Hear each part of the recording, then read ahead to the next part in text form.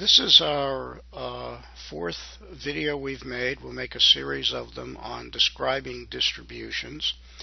So in the last video we discussed measures of centering.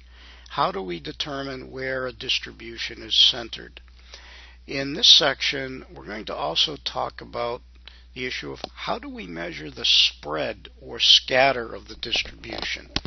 So remember again the three things about distributions: shape, where they're centered, and the scatter or variation that's observed. So now we've said we use the mean or the median to center. Now how do we measure variation? The variation measures are often a little vague. Some of that is due to terminology. Some of it is a bit archaic. So I think conceptually I'll try to explain this as best I can. And I'm going to go ahead and then go on to put us in slideshow. Okay. So when we talk about measuring the spread, we're basically trying to come up with a statistic that measures the variability. How much variation occurs in this, well, it's a random variable. Well, one of the traditional measures, okay, let me see how much I want to show here. In fact, again, I'm going to set a pointer option. Okay. And one of them is an important one, is called the variance. Almost universally the symbol S squared is used. And here's what the sample variance is. And I'm not worried about you learning formulas to calculate it. Outside of homework problems, nobody does them by hand anymore. But what does it measure? It measures the average squared distance of the data points from the sample average, or mean. So it's a measure of spread. It says in squared units, how far on average are the points away from the mean? Well, since they're in squared units, they're actually difficult to interpret, although we'll see later the sample variance is useful in some statistical techniques. But in terms of a descriptor of variation, we often use what's called the standard deviation. And if we were to invent this term today, we'd probably call it the average deviation. This is just the average distance the observations lie from the mean or the average of the distribution. So it's a direct arithmetic measure of scatter. So the farther the points tend to be away from the mean, the greater the spread. So sample standard deviation and variance are two common measures. Don't get hung up on formulas for them. I know people can compute them that actually don't really understand them. It's what do they really measure? They measure the spread of the points, the scatter, around the sample average. So the more variation there is in whatever it is you're measuring, the bigger the variance and the standard deviation. And slide 44 shows you the formula. I don't care if you memorize it or not, or learn it. You can even get a $10 calculator that will do variances for you. But I did want to illustrate the calculation for you. Okay, so remember those 8 pull-off force measurements? Well, here are the 8 measurements. And you may not remember, but X bar equals 13. So we're interested in measuring the spread about 13. So how do we do that? Well, we just subtract 13 from every one of the measurements. Okay. So notice the third column is just the differences between the observation and the mean. And notice they sum to 0. There's a reason for that. Remember I said the average is like the center of gravity of the data. So the distances to the points below the average have to be equal to the distances to the points above the average, so they sum to 0. So these deviations by themselves aren't really directly useful for calculating variation or scatter, because they always sum to 0. So what we do is, in the last column, we square them. So we just take the deviations, square them, and add them up. And by the way, that's just called the sum of squares, literally what it is. And then we take the average. Okay, so the average squared distance of the observations from the mean is 0.2286. Okay, we take the square root, we get the standard deviation, and this is the one that would be more descriptive. It's about 0.478, or roughly 1/2, and this is measured in foot-pounds. That's not important. So the typical variation that we see in these wire bonds in their strengths is about 1/2 foot-pound. Now that's useful to the engineer studying this process. Okay. Now you'll notice in the formula we didn't divide by 8 to get the average. We divided by 7. And we're not going to dwell on this, but I just wanted to explain why the average is taken with 7. Remember, the variance and standard deviation are not calculated from the original or raw data. They're actually calculated from the deviations. Okay. So notice the deviations have to sum to 0 because they're distances from the mean or the average. Well, notice, since they all sum to 0, only 7 of these can actually have unique values. As an example, let's take the last deviation, it's 0.1. Can you see that if I added up the other 7 deviations, they'd be minus 0.1? In other words, 0.1 is not unique. If I know that 7 of these deviations, I automatically know the last one. Statisticians call this the degrees of freedom. Again, it's another old term. All it means is how many unique observations were used to calculate the statistic. That's literally what it means.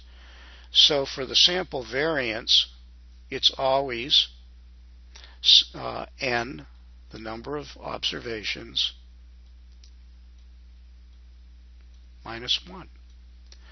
Why? Because the deviations have to sum to 0. So we say, even though I've got 8 deviations, only 7 of them are unique, so only 7 of them really tell me anything about the variance.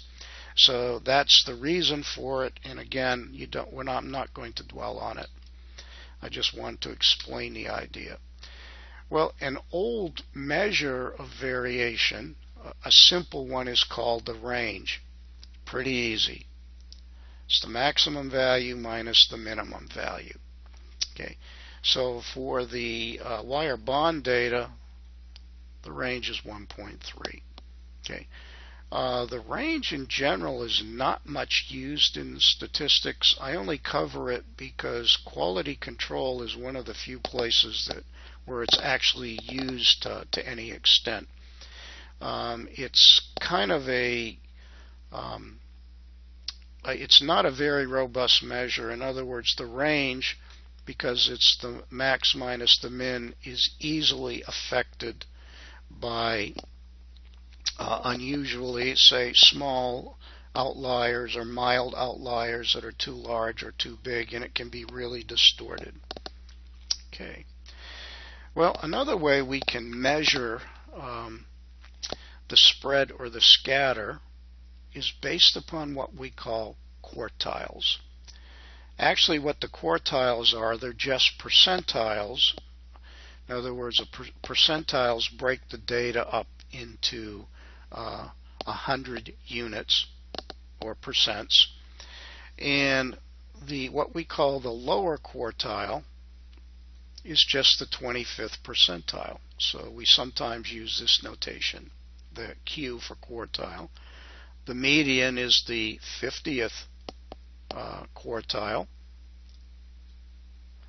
And the 75th percentile is the upper quartile. So they're called quartiles. Again, they divide the data up into fourths. So if you sorted your data from the smallest value up to the largest value, in other words, ascending order, the first quartile is the 25th percentile. 25% of the values are lower. The median is the 50th percentile or middle quartile. 50% of the data are less than that value. And then the upper quartile or 75th percentile, 75% of the data are less than that quartile. Okay. And another measure of spread that is commonly used is called the interquartile range. And we'll just call it IQR for short. It's just the distance from the 75th percentile to the 25th. And for skewed distributions, this is often a better measure of spread than the sample variance or sample standard deviation, because once again, if you have a skewed distribution, it tends to exaggerate the variance and standard deviation. So for skewed distributions, I prefer to use percentiles to characterize them, and the interquartile range is a nice measure. The interquartile range, because it's based on percentiles, is also not sensitive to outliers or errors in the data. Okay, so let's go over to JUMP.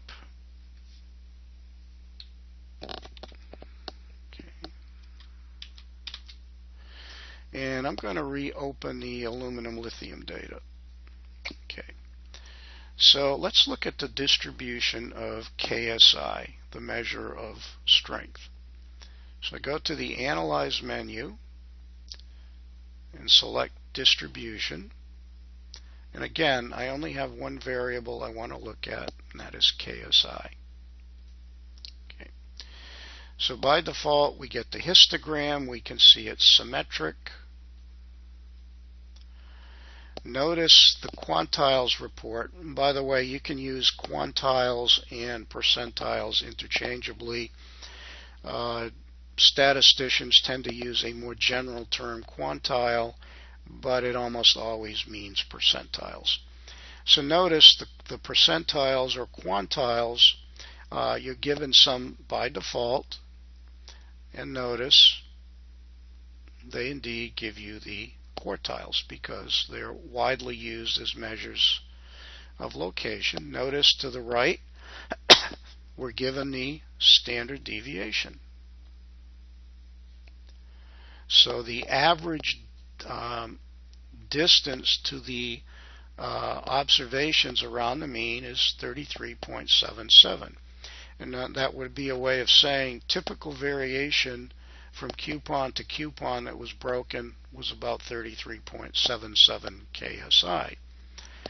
Notice in summary statistics there's a report menu, and this has additional statistics that you can compute. So I'm going to click on it, and I'm going to customize the report.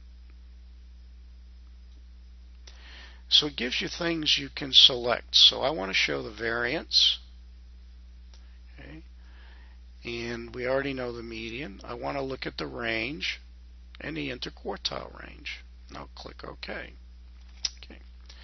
So for the aluminum lithium data, the interquartile range is 37.5 KSI.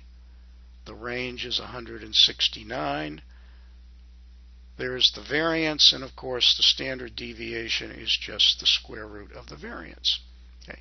So the interquartile range says the typical scatter about the median is 37.5. The standard deviation says it's about 33.7. And by the way, the standard deviation and interquartile range often will be very close for symmetric distributions, which this clearly is. Well, let's take a look at another distribution. So let's go back and take a look at the delivery times, a very skewed distribution. Okay. So again, I will go to the Analyze menu, select Distribution, and again I have one column to look at, delivery times. Okay. So delivery times is highly skewed. We've looked at this before. Okay. So notice, again, they give us the quartiles, the median, and they also give us the mean and the standard deviation. So the average variation from order to order is about 8.5 days. Again, under summary statistics, I'm going to click on it and customize the report. And again, let's show the variance. Let's see, let's show the range, and let's show the interquartile range. Okay. So notice that the interquartile range is about 10.75 days. Okay. And that says that roughly the variation, basically, the spread over 50% of the data is about almost 11 days.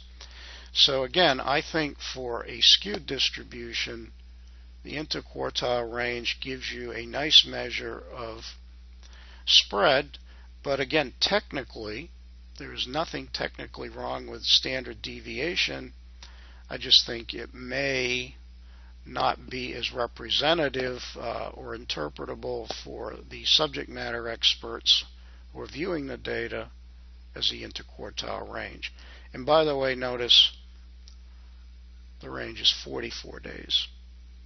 So from the shortest to the longest is 44 days, and that is probably something a continuous improvement team would want to dig into. So in this section, we've looked at how we measure the spread or scatter in a distribution. Basically, how do we quantify the amount of variation we observe? So we looked at standard deviation, we looked at variance, and interquartile range, and then we mentioned range we'll come back to later in talking about issues in quality control.